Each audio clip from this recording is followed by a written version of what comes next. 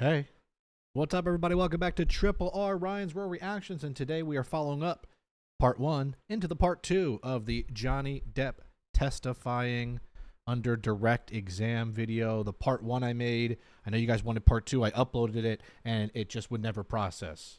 So here we are again. Johnny Depp versus Amber Heard. We watched to exactly the 39-minute point before, so that's where we will start off today. As always, thanks for being here. I appreciate your time. It's valuable to me, and I hope you know that. How did your experiences observing your parents as a child affect your approach to your relationship with Miss Heard? Well, in the beginning of my relationship with Miss Heard, there was, from what I recall and what I remember, she was it was as if she was too good to be true. She was attentive, she was loving, she was smart, she was kind, she was funny, she was understanding, and we had many things in common, certain blues music and, well, music, literature, things of that nature. So for that, You could tell when you listen to something like this that Johnny Depp is so hurt and then also confused by how quickly things changed with him and Amber, because the same thing went with I can't remember his name. His friend that he moved into that penthouse to do art, Isaac. You know, the way Isaac spoke about Amber was like, she was perfect, she was wonderful, she was this, she was that, and then it all just flipped a switch when this all came out, and something happened and something changed in her. And I don't know if that's some sort of medical thing or bipolar. It's not for me to decide, but it does seem like she either A, had everyone fooled, or something happened or changed in Amber Heard and her brain chemistry, because everybody has seemed like she was amazing until she wasn't. And I think that's what's so heartbreaking about all this. year or year and a half, it was amazing. There were a couple of things that, I don't know, stuck in my head that I noticed that I thought might be a little bit of a dilemma at some point. For example, I worked quite a lot, and when I would come home from work, I would come in the house or the hotel, and she would sit me down on the couch and give me a glass of wine and take my boots off, set them to the side, and I'd never experienced anything like that in my life. I just never thought I just never experienced that before. That has to hit even harder too, because knowing what we know and knowing what I know now from watching the first half of this with his family and his mom and how his mom treated him and how much trauma she gave him, I think to feel like he probably finally found somebody to counteract how his mom was and that evil and that verbal and mental and physical abuse, to feel like, wow, that's gone. Look at this. This is amazing. For that to then come back, I can imagine is probably really terrifying, because then you probably start to think, you know, is it me? Am I the cause here? Am I the catalyst? Am I the problem? And that's a very bad thing for somebody to think about, right? Like, you just never want to feel that way. And I can sympathize with him over probably thinking, oh my God, this is going so well, to, oh my gosh, what is happening? And it became a regular thing that she did, this kind of routine. And I remember one night I came home from work, and I think she was on the phone or something, and or busy. She was doing something, and so I sat down on the couch and I took my boots off, and suddenly Miss Hurd approached with this look on her face that she just said, "What did you just do? What did you do?" I said, "What do you mean?" "You took your boots off." I said, "Yeah, yes, I did. You were busy, you know." No, that's my job. That's what I do. Uh-oh. You don't do that. I do that. That seems a little controlling there, to say the least. Also, that's kind of scary. Like, what do you mean I can't take my boots off? Thank you for doing it for me, but that would freak me out. That's like some horror villain thing. Like, what are you doing? I take your boots off. I'd be like, I wouldn't want to go to a cabin in the woods with Amber. Okay, all right then. And then she said, "Let me get you a glass of wine." And she brought me the glass of wine. But I did take pause, of course, at the fact that she was visibly shaken or upset that I had broken her rules of routine.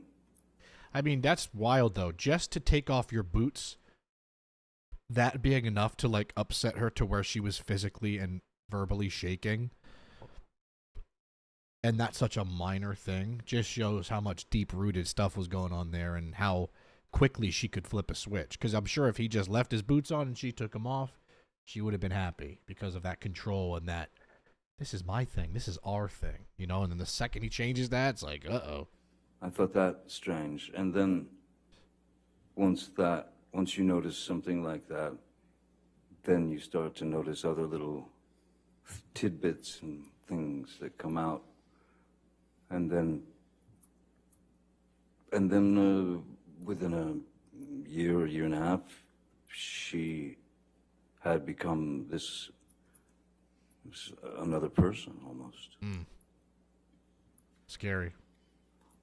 Mr. Depp, we're going to talk about Ms. Hurd in a couple minutes, but I'd like to first talk about your career in Hollywood. And so could you please tell the jury how you ended up Can you please sign my Pirates of the Caribbean poster?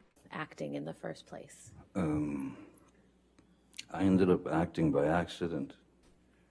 I was a musician, and I'd moved out to Los Angeles with my band. I gotta listen to his music.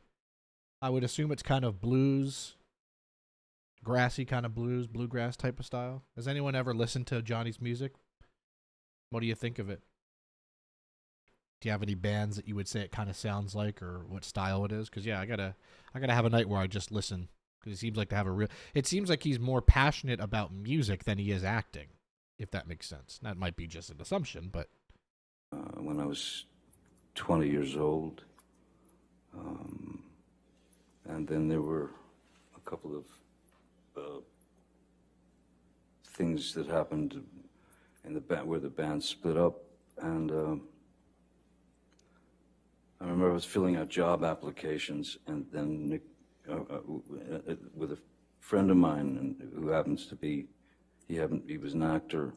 filling out job applications is so funny because one time I was in the mall. I was 16 or 17, 16 I think. And my two buddies, Jim and Ed, both applied to Aeropostale.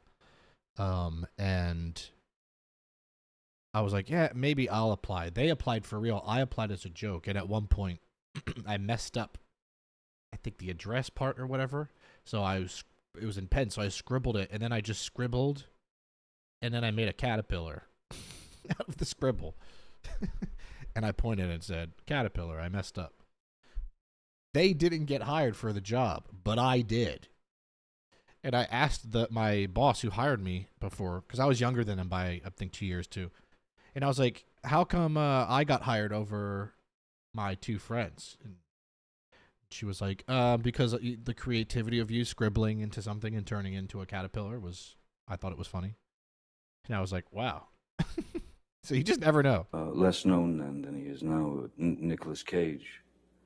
And I was filling out job applications at any, video stores, clothing stores, anything, just to be able to pay the rent. And Nick Cage said, why don't you meet my agent, because I think you're an actor. I think you could be an actor. I've only heard good things about And I Nick said, Cage, by the way. Anybody, Like anything I've heard about Nicolas Cage has always been so positive, and that he's like so helpful and kind. Anything at this point. And so he sent me to his agent, Eileen Feldman. And I met with her. She sent me to read for a casting director named Annette Benson, who was casting a film called The Nightmare on Elm Street. Classic. And they brought me back to read for the director, Wes Craven. And, I know Wes Craven. I read for Wes Craven and somehow got the job. But I love how he says somehow got it. Johnny, you're a great actor, buddy. Okay. You're not a typical person. You're a very eclectic, talented human being. I've seen some Wes Craven movies. You know what? Also, I've been going to the movies more lately. I just saw Superman. Anybody that watches, are you guys a AMC pass holder or whatever, A-list member or whatever? Is that worth it? I just checked. It's like $28 a month. Is it worth it if you are a holder or a member? Do you think it would be worth me doing it? Because I try to go to the movies every other week. I saw the How to Train Your Dragon live action, and I just saw this Superman movie, and I'm thinking maybe give that a shot. So if you recommend it, let me know. I mean, I was by no means an actor. I didn't have any desire to be an actor. I was a musician. See, I called it. I thought so. But the fact that these people were going to pay me what I found to be a ludicrous sum of money, which was kind of the SAG minimum. It was $1,284 a week, which I... To be honest, though, that's what, in the 80s? Yeah, it's like, what, $6,000 a month? It's good money. I mean, I'd Especially never when you're 20 years old. seen that kind of dough before in my life. And so I suddenly, and then I did some other couple of dumb movies because Dumb movies. Still, in my mind, I was a musician, and this was just a way to pay the rent, pay the bills, live. Then suddenly I found myself on that road. I had been placed on that road as an actor, and then one thing led to another, from film to film, and then I was cast in a TV series called 21 Jump Street Classic. when I was 20. You know, somebody in the audience wanted to go, woo! Because if this was like a panel at a Comic-Con, the crowd went, woohoo! 2, I believe. Mr. Depp, between the time that you were cast in Mr. Depp, that's so insanely cool. No further questions. Nightmare on Elm Street and you were cast in 21 Jump Street, 21 Jump Street. how did you enjoy acting during that time? It was foreign to me. But I didn't have any great ambition to be an actor. I'm a naturally, normally, I've always been quite a shy person. I've always been quite introverted. And so there was a very strange metamorphosis from being one of 4, that is to say, one of 4 in a band where you have this fraternity or this brotherhood, and you're out there fighting the world together to try to get that record deal or whatever you're looking for. And when I got on this series and my life started to change in various ways, that is to say that people started to, you know, you go into a restaurant and you'd see people whispering and pointing and all that. I was very uncomfortable with it. I was very uncomfortable with it, and I didn't like it. Just because I never wanted to be the lead singer and the guy out front. And it's so funny because if you were to watch a Pirates of the Caribbean movie or some of the big movies Johnny Depp is in, you probably watch that if you don't know anything about him and go, oh, this dude's probably just out of his mind all the time and just probably going crazy in public. And then you see Johnny Depp and he's just like this very soft-spoken, quiet, shy type of guy, and who's, you know, an extreme introvert. That to me shows how great of an actor he is, because he really is playing a character. He is not just playing an extended version of himself, and it's impressive. We'll get all the attention, and I didn't. So suddenly I was on my own, and I was having to deal with this newfound sort of notoriety, and it was odd. It was very odd, and it was. Yeah, it was a very uncomfortable thing. Also, I don't believe 21 Jump Street was supposed, maybe I'm wrong, but was supposed to be this major hit. I think it kind of started to really blow up and then had like a cult-like following, if I'm not mistaken. I mean, I don't think it's anything that one can get used to. I'm still not used to it now, which I'm actually glad that I'm not used to it, because if I were, I don't think I'd be the same person that I am. Well said. Sometimes he says things that I don't even think he realizes are super poetic that would have been banging on Tumblr 10 years ago. Mr. Depp, did there come a time when you became passionate about acting? Once I realized that that's the road that I was on, and that any attempt at going back to music would be it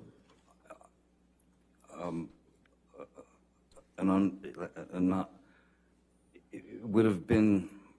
I hated the idea that since the television series had come out and I had been exposed as this character or this actor, I had to realize in my own mind and heart that there was no going back to music, because I didn't want to, you know, I didn't want to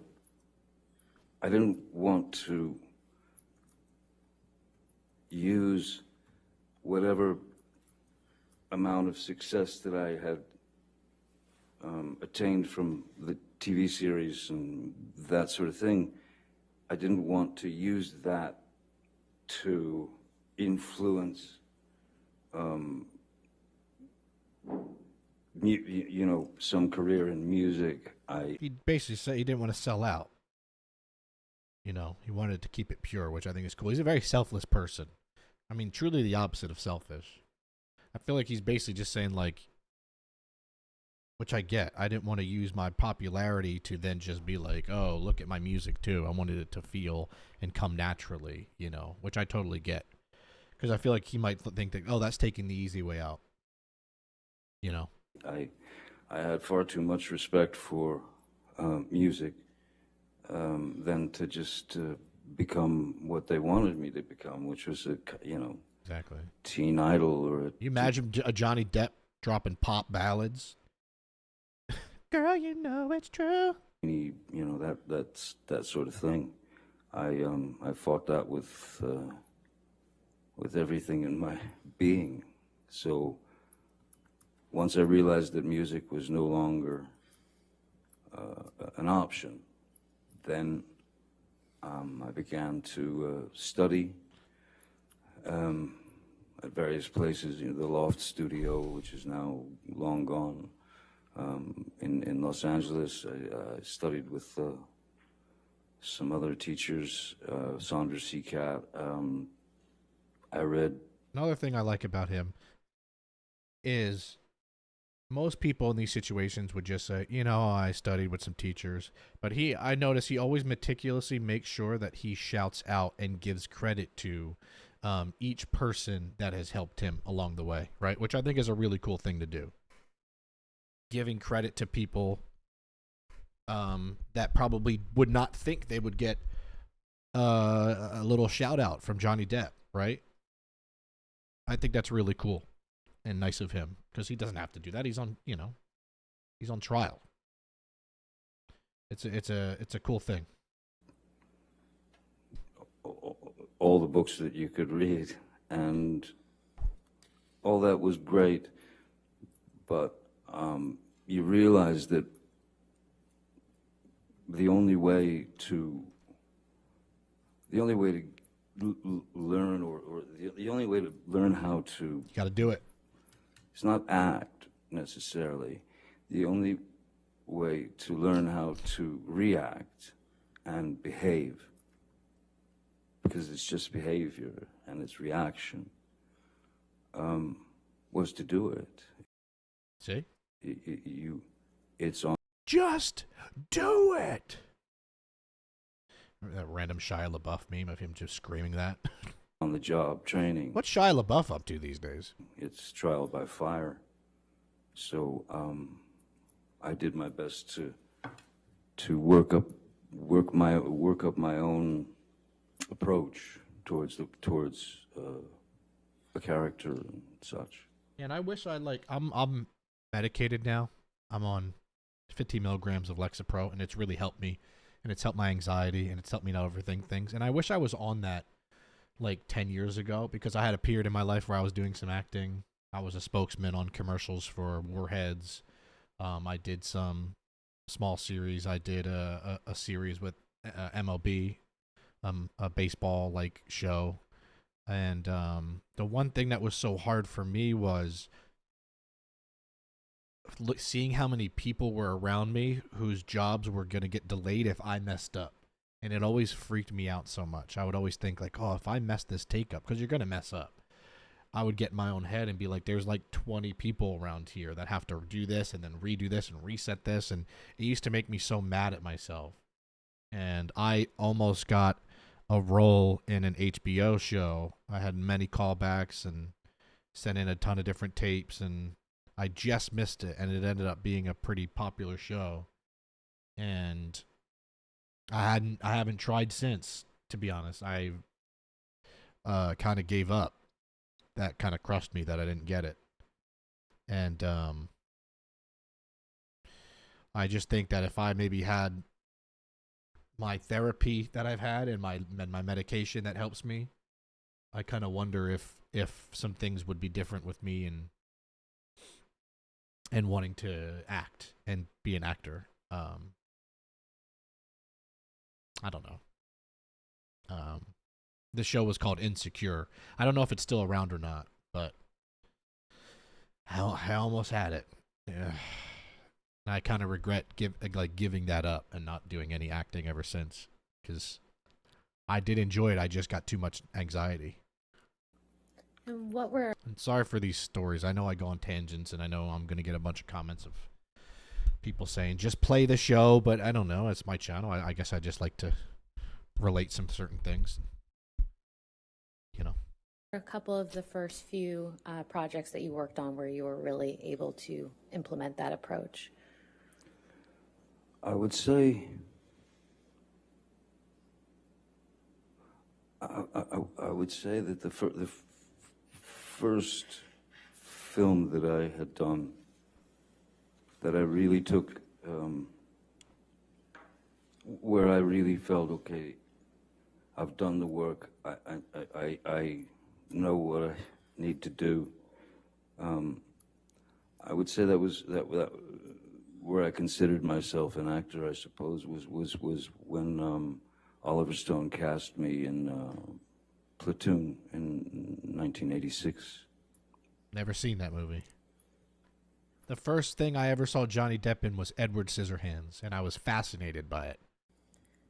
How did you come to be cast in Pirates of the Caribbean? Well, I was drinking some rum by a ship. that's many years later, but I had been Disney had offered me a film called Hidalgo, when it was about a man and his horse in the desert and stuff. And I read the screenplay, and I just didn't think it was for me. But I wanted to have a meeting with them because at that point I had a 2-year-old, 2.5-year-old daughter. I would assume that would be Lily Rose Depp. And so, or 3. Is she a model? I think she might be. And for 3 years, I watched nothing but animated films, cartoons from Tex Avery to Bugs Bunny to that was all I watched with my little girl.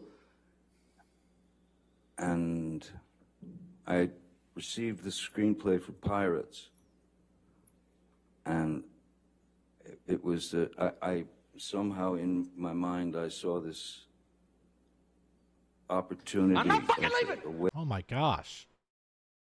I'm so sorry, that was scary. I just got a resub from my Twitch. I'm sure half of the people that are listening to this are like, "What just happened? And why did the Wolf of Wall Street just scream on my screen?" Thank you, Via, for the resub. To mesh characters like cartoon characters. For example, Wile E. Coyote gets a boulder dropped on his head, and he's completely crushed. But they cut to the next scene, and he's just got a little bandage on his head. So I started thinking about the parameters that were available to cartoon characters, and if they were available to cartoon characters, and nobody ever asked a question, whether you were 5 or 95, you didn't ask a question. Oh, Wile E. Coyote, of course he's still alive.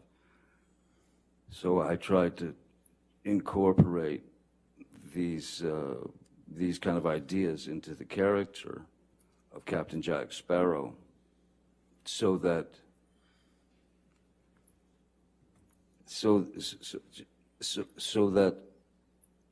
I could try to push those parameters. This is such fascinating stuff. And as I'm watching this, I don't know if you agree, I just feel so bad for him having to be in this position. He looks so, like, you could tell he loves these characters and all this stuff that he's done and the hard work he's put into it. And it almost makes me mad. It does make me mad that I'm hearing this stuff because he's under oath on trial for something that he just didn't do. You know? It bums me out. This shouldn't be how I find out fascinating things about Johnny Depp's life and how he gets into character. We shouldn't find this out while he's testifying. You know what I'm saying? It just doesn't feel right. And control the sort of suspension of disbelief, to be able to control the characters' actions, words, movements, and put them in a place where the things that he would do or say were so either ludicrous. Luda. Or I can't. Every time I hear him say Ludacris, I just can't not think of Ludacris the rapper. I'm so sorry. Or, mainly something that also something. The cartoon characters can get away with things we can't. Captain Jack Sparrow can do things that I could never do. He could say things that I could never say. So it was for me a way to stretch the parameters of a character and take a risk in doing that. But if it panned out, and I felt I was on a pretty good mission. If it panned out, I thought that it might be a character who would be accepted by 5-year-olds and 45-year-olds and 65-year-olds and 85-year-olds, and in the same way that What about 35-year-olds? Bugs Bunny is, You mentioned that. believed. Sorry. Do not cut him off. Sorry. Let the man speak.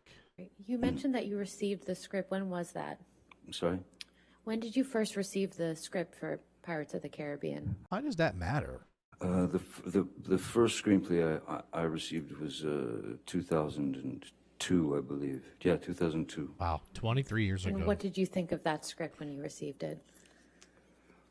I thought it was awful. I thought that it had all the kind of hallmarks of a Disney film. That is to say, a kind of a predictable predictable 3-act structure and the character of Captain Jack was more. He was more like a swashbuckler type that would kind of swing in shirtless and, be the hero. And I had quite different ideas about the character, so I incorporated my notes into character and brought that character to life. If that movie ended up being made with somebody else and that character was like a Tarzan pirate shirtless hero, I'm telling you, it just wouldn't have stuck. It probably still would have made some good money. Disney films, especially in the early 2000s, were printing money, but it would not have transformed into what it has without question. I think the relatability, the comedy, and the realness of Jack Sparrow that he kind of put into that character is exactly what he was talking about. Like, you could be 5 or 85 and be like, I like this. Much to the chagrin of Disney, initially. Now, when you say you made changes to the character, how did you do that? Well, he literally just told you. Just, in preparation, the very same way that I've ever approached any character. You look for a back history. You base it on, it could be anything. Like Edward Scissorhands, for example, I based on a dog that I'd had and Wow. newborn babies. My sister had a couple of new babies. Yeah, that and innocence. I watched them, and, because I thought that Edward would see things from the sort of from a place of innocence. I'm telling you. Me and Johnny are on the same page, man. I see what he's saying. I can just feel what he's about to say. And not knowing exactly what things meant or were, and also that look of a pure, innocent child when they experience something for the first time. Those were the. I keep noticing him like kind of smiling about something, but then stopping it because I think he remembers like, oh, I'm in a courtroom. But you'll see him be like, the innocence of a child. You could see it there, and then it kind of dwindles a bit. Also, halfway through the video, a little halftime checkup for 30 seconds. Make sure to like the video if you do not mind. Make sure to comment at any point, anything you'd like. Help me out in the algorithm. And big one, always subscribe to the channel. Turn on the notifications so you know when I post and you don't miss out on a video. Because sometimes if you don't do that, even if you subscribe. If you don't click the bell, YouTube just won't show you. And even sometimes they just won't show you. Sometimes you got to click on the bell and then you got to click on all. And instead of just like some, and that's ridiculous because it doesn't tell you that. So if this is me telling you that, click on that little bell and then click show all, because once again, I'm not going to spam you. You're getting 3 videos a week, Tuesday, Thursday, Sunday. But yeah, just if you don't mind doing that for me, that'll help a lot because sometimes videos just get buried. It's ridiculous. But thank you. And then once again, I hope you guys enjoyed the long, almost 2.5+ hour video reacting to Rotten Mango. I'm going to continue that series, of course. I think that she's coming out with a Karen Reed video soon. I'll probably end up reacting to that. And I just appreciate everybody showing so much love. Also, one other thing I wanted to say. I know sometimes I'm a little out of order with things. I just want to say give me a little bit of patience with that and just like understand that I'm not going to follow a perfect time frame of everything, and that might be frustrating, and I'm sorry. You know, sometimes that's just the way it's going to be, but I'm going to try my best to get to everything. But I know some people want me to just like do it perfectly piece by piece. And if it's not exactly going that way, I do apologize, but I hope you can at least see the entertainment in this and give me a little bit of grace from that. Because like I said, I'm just one guy. I'm discovering all of this for the first time. And the point of this channel, Ryan's Real Reactions, is that these are unedited. This is my real reactions, true authenticity, which I think YouTube is lacking. I think YouTube has a very big issue with over-editing and people just not being authentic. So that's the point of this. That's why I pause and tell stories. That's why I do these things, because I'm just trying to show you exactly who I am, exactly what I think in all of these videos. And if that's for you, I appreciate that. If not, it's okay. But just to give you a quick rundown of like what this channel even is and why do I do it. It's because I like this kind of content. So I want to make this kind of content. And I hope you want to watch this kind of content. That's all. The 2 main ingredients that I thought would serve the character. I hope that makes sense. And with Captain Jack, again, the cartoons, you know, the Pepe Le Pew. It was a Pepe Le Pew the skunk. It's like Classic. It's like making a soup, you know. Adding a bunch of ingredients. Yep, there you go. Just ingredients. That's a really good analogy. There's some Pepe Le Pew in there. There's some Keith Richards in there. I don't know if I want to eat a soup with Keith Richards in it. There's a bit of a, you know, I figured this is a guy who's been on the sea for the majority of his life. Quite possibly his brains may have been scrambled a bit by the sun. And also I thought that he'd been on the sea for so long that he had his sea legs, but when he got on land, he just didn't have his land legs. So he could never quite stand still. How did the film ultimately turn out in your view? I didn't see it. That's insane to me. One of the most successful films of all time. Yeah, I never watched it. That's wild to me. Maybe it's not wild knowing Johnny Depp now, but like it's still wild. But I believe that the That's film, wild. well, I mean, the film Think did it turned out. pretty well, apparently, and Apparently. they wanted to keep going. I want to see what it grows. Making more, and I was fine to do that, as it was. There's great freedom in. The 5 Pirates of the Caribbean movies have grossed a combined total of $4.5 billion worldwide. This makes it the 16th highest grossing film series of all time. Yeah, Johnny, I think it did okay. In being able to, it's not like you become that person, but if you know that character to the degree that I did, because he was not what the writers wrote, so they really weren't able to write for him. So once you know a character better than the writers, that's when you have to be true to the character and add your words, add the rewrites.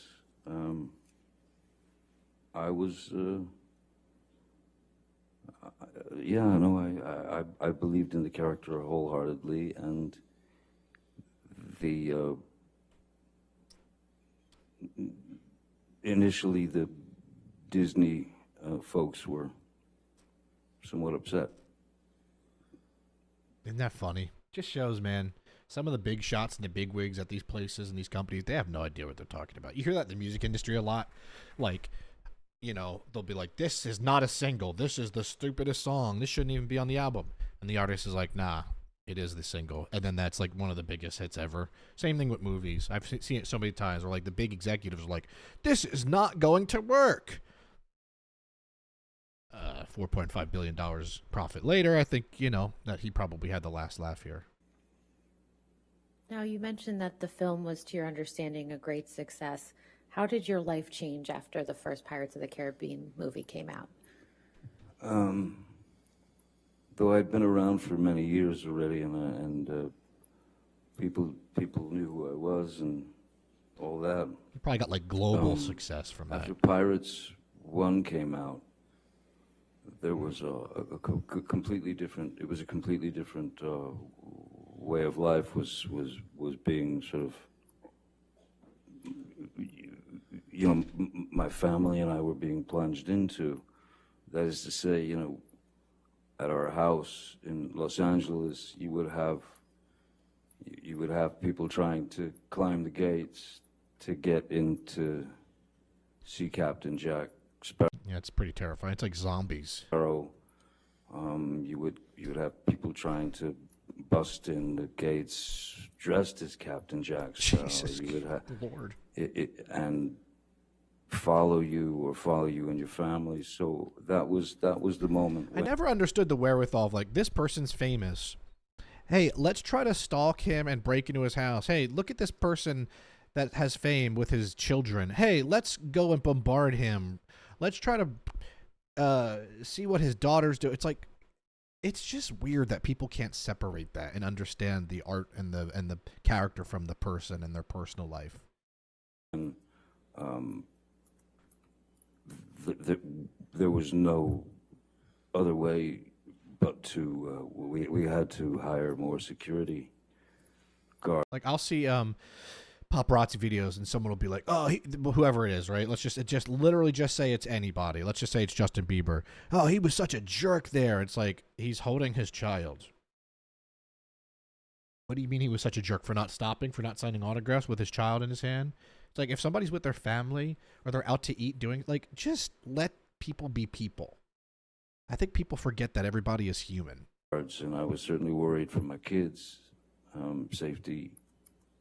And so then that's when instead of just the one guy, there became several security people, because I wanted to make sure that my kids were safe when they went to school or when they went to Disneyland or when they went to the mall or whatever. So yes, more security, and then just getting followed, by hordes of paparazzi and things like that. It's I've had worse jobs, certainly. I can't complain about it, but after a while you realize that anonymity has left the building a long time ago. Anonymity's gone, and that's an odd thing to deal with. When you can't just drive down to the diner and get a cup of coffee or something. It's not possible. It turns into something else altogether. So it's... Yeah, people don't realize every time that happens, it turns into a meet and greet. And it's hard to put yourself in their shoes, and I get that, but you can see how that would become daunting. And then just at the very least, tiring. It's acceptance. And of course, there's a bit of sacrifice involved. I can't complain about the work that I've been given.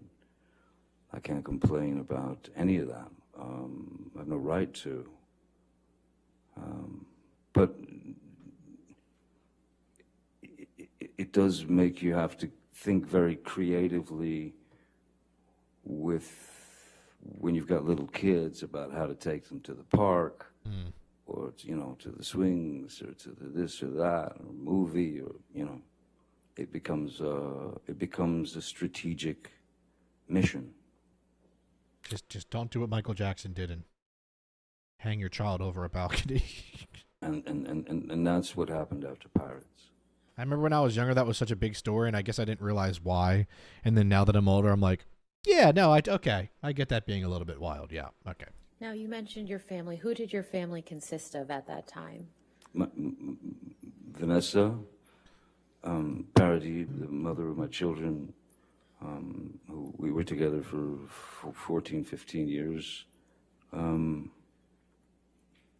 Myself, our daughter Lily Rose. Yeah, it's and, Lily Rose Depp. Our boy Jack. That's sick. That's so cool that he named his son Jack. Now, you mentioned hiring more security. Did you already have a security team at the time that Pirates of the Caribbean came out? Yes. Can someone tell me what's the point of these questions, if you don't mind? Like, direct exam, because you guys know way more about this stuff. What is the point of this? Is it to get the jury to just understand him and his entire life and his purpose? Is it for the jury to feel for him? Is it what am I asking? Just what's the point of these questions? It almost just sounds like an interview you would see on a news or something, right? So what, if you don't mind answering, what's the point? What are they trying to get here out of this? Because there'd been more films prior to that. I mean, a number of films prior to that. So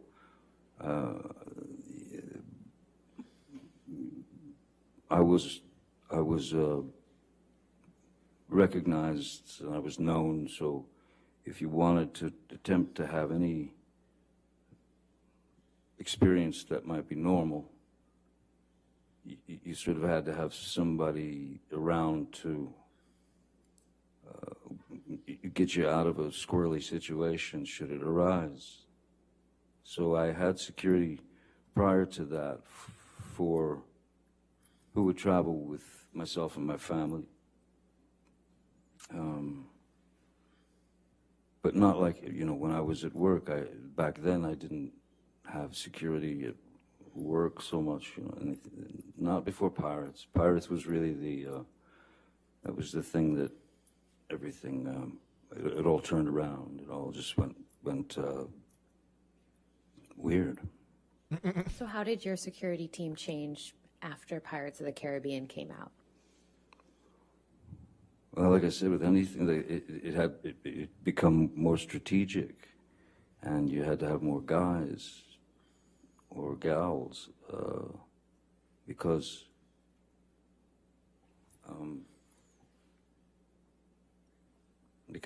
if Vanessa, for example, she worked in France quite a lot, and if she was in France,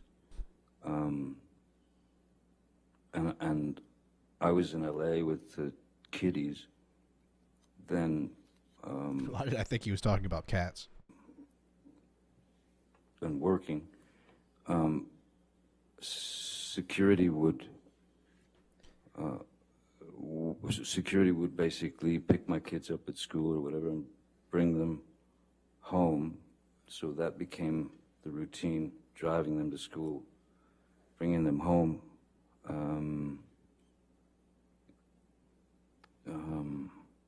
So yeah, and then if I went somewhere, it just, the security guards kind of multiplied because you needed to protect your street, your house, your kids. Endless. So after Pirates, People sometimes think that's not necessary, but man, there's a lot of psychos out there. Especially with children and how weird people are with kids. And I totally get why. You have to prioritize safety, not just for yourself but your family. The Caribbean, who has been on your security team? Jerry Judge was with me for, oh boy, over 20 years. Jerry Judge we've mentioned it before. It was a year or two ago. Jerry would go on film sets with me. He would do reconnaissance missions. That is to say, he would go to a country before we would go there, make sure all the hotel rooms were all taken care of and such. Or when I went on tour with, say, the Hollywood Vampires, which is a band that I played with. It's a cool name. He would come on the road with me with another security guard. So there was Jerry Judge, there was Malcolm Connolly, who's been with me for 20 years or more. I like that a lot of the people on his team, you could tell, have been on his team. It doesn't seem like he just goes through people left and right, Leonard Damian, Sean Bett, Travis McGivern, Mark Gibbs. I mean,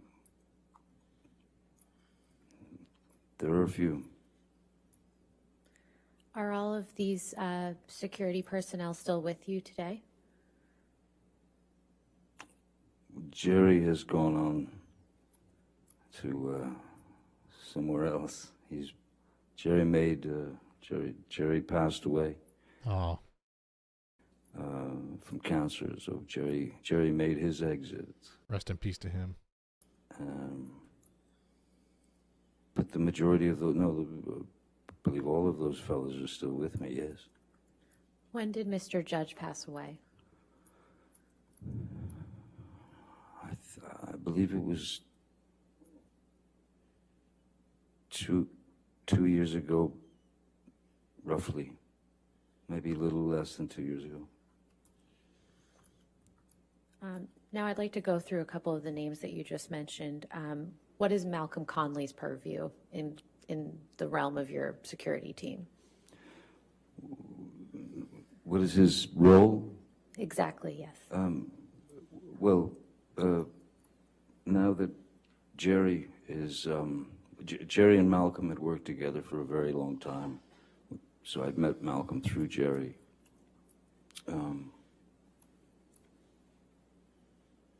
After Jerry's passing, Malcolm obviously took over for Jerry, and so he took on extra responsibilities. He would have to make sure that there was someone on the ground wherever we were going that had done their recon, the reconnaissance, and to make sure that everything was set up by the time we got there, and that it would be a straight shot into the hotel without a gaggle of paparazzi. Isn't that insane? Like, having to hire someone just to prep the hotel that you're going to, it just sounds exhausting. You didn't have to walk through 50 screaming, hollering photographers.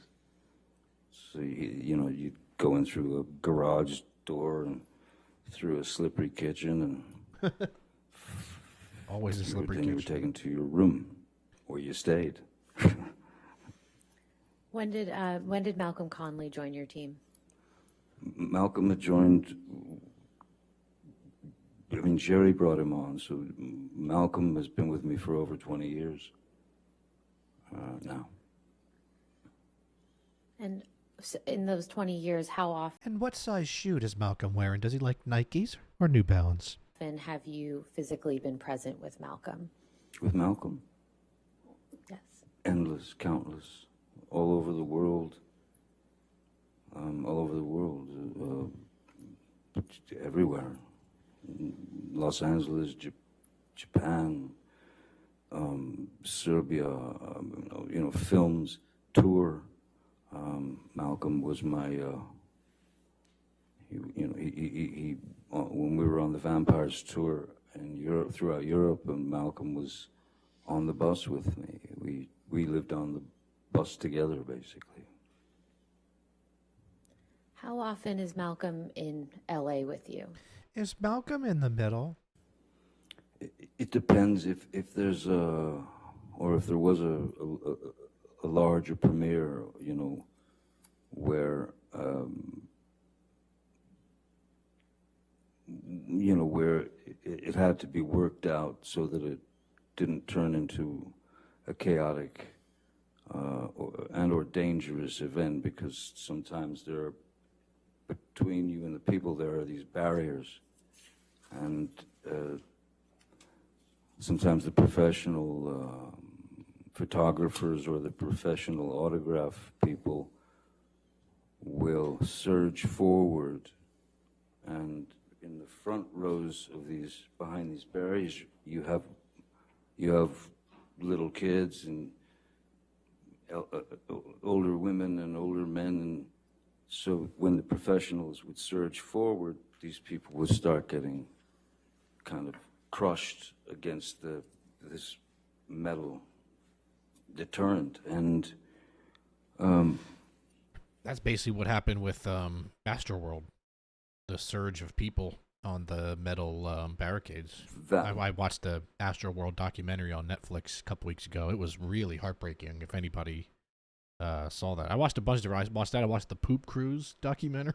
If anybody even knows what that is. And then there's a Woodstock one I need to watch. I also watched the American Apparel one. I'm sure some of you guys have watched some of those, but they're really good documentaries. If you haven't watched either of those, check them out on Netflix. Although, fair warning, the Astroworld one is pretty heavy.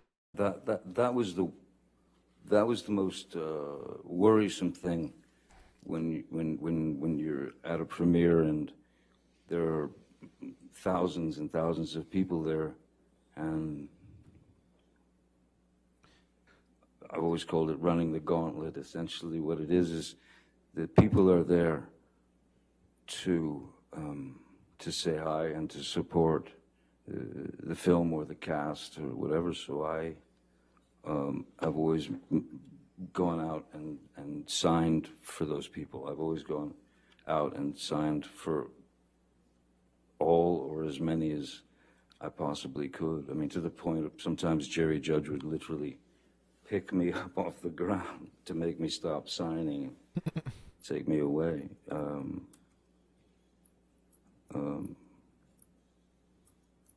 So,